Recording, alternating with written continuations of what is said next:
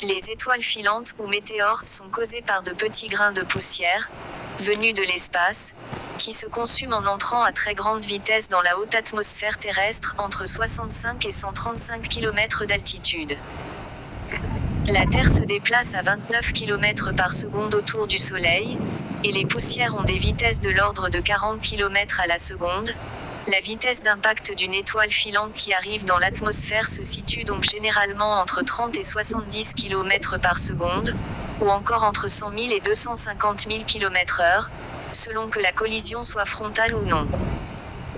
Les météores qu'on appelle perséides plongent dans l'atmosphère terrestre à 60 km par seconde.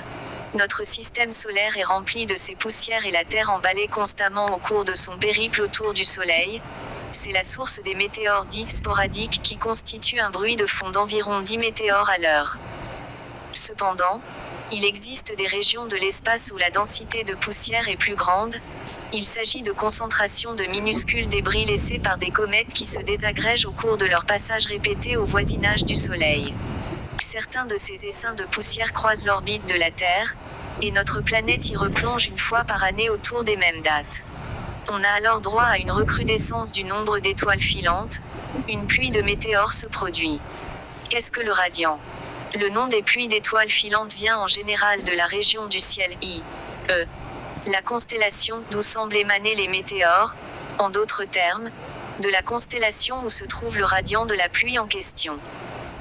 En effet, à cause d'un effet de perspective, les poussières que rencontre la Terre dans son mouvement autour du Soleil semblent émerger d'un même point de fuite, un peu comme les flocons de neige semblent sortir d'un tunnel lorsqu'on conduit la nuit pendant une tempête.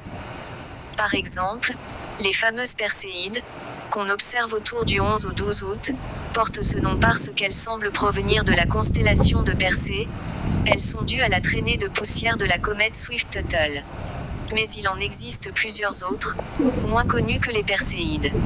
Autres météores autour du 18 novembre, les léonides radiants dans la constellation du Lion donnent parfois lieu à de véritables orages brefs mais très intenses.